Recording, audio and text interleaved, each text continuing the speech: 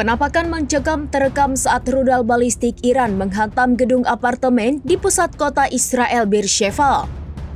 Serangan tersebut memicu kepanikan warga dan memaksa ratusan orang mengungsi ke tempat perlindungan.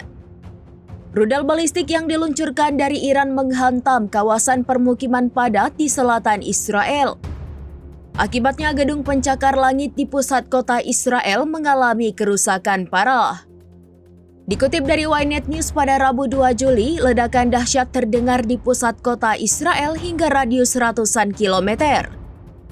Adapun rekaman yang beredar di media sosial tampak bola api besar menyelimuti lantai dasar apartemen sesaat setelah rudal Teheran beraksi.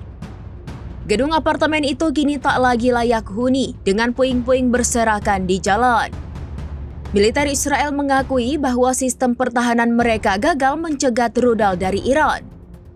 Sementara itu, beberapa penghuni dilaporkan terluka dan langsung dilarikan ke rumah sakit terdekat. Otoritas setempat langsung mengevakuasi warga sekitar demi menghindari serangan susulan.